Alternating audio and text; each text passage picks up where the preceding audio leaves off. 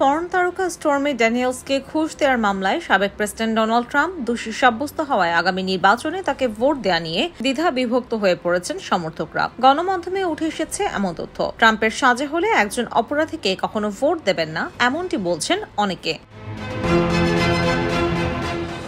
যৌন কেলেঙ্কারি গোপন রাখতে পর্ন তারকা স্টর্মি ড্যানিয়েলসকে মুখ বন্ধ রাখার জন্য $130,000 ঘুষ দেন সাবেক প্রেসিডেন্ট ডোনাল্ড ট্রাম্প। ওই মামলায় বৃহস্পতিবার দোষী সাব্যস্ত হন ট্রাম্প। আদালতের দেয়া রায়ে সাবেক প্রেসিডেন্টের ভবিষ্যৎ কি হবে, এই নিয়েই এখন নানা জল্পনা কল্পনা চলছে। ট্রাম্প দোষী সাব্যস্ত হওয়ায় আগামী নির্বাচনে তাকে ভোট দেয়া নিয়ে দ্বিধাবিভক্ত হয়ে পড়েছেন ভোটাররা। শুধু সাধারণ ভোটাররাই যে ভাবছেন তা নয়, রিপাবলিকান দলের কর্মী সমর্থকদের মধ্যেও ট্রাম্পকে সমর্থন দেয়া নিয়ে দেখা যাচ্ছে দ্বিধাদ্বন্দ্ব। মার্কিন গণমাধ্যমগুলোই এমন খবর প্রকাশ করেছে।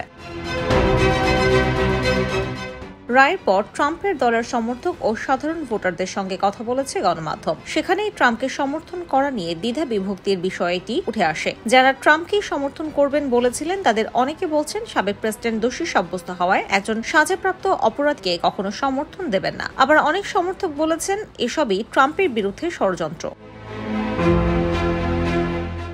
আগামী 11 জুলাই এই মামলার আনুষ্ঠানিক রায় ঘোষণা করবেন বিচারক। তাকে কি জেলে যেতে হবে নাকি জরিমানা দিয়েই পার পাবেন, এই নিয়ে চলছে নানা আলোচনা। জেলে পাঠানোর বিষয়ে ট্রাম্পের সাবেক প্রেসিডেন্ট পদ এবং বর্তমান প্রেসিডেন্ট পদের জন্য প্রার্থিতার বিষয়টি বিবেচনায় নিতে পারেন বিচারকরা, এমনই ধারণা করা হচ্ছে। তবে সাজা যাই হোক না কেন, আসন্ন প্রেসিডেন্ট নির্বাচনে তার কিছুটা প্রভাব পড়বে, এতে সন্দেহ নেই।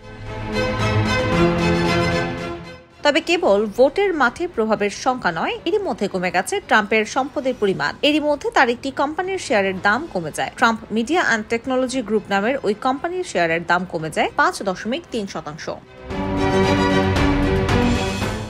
IBTV USA, new York.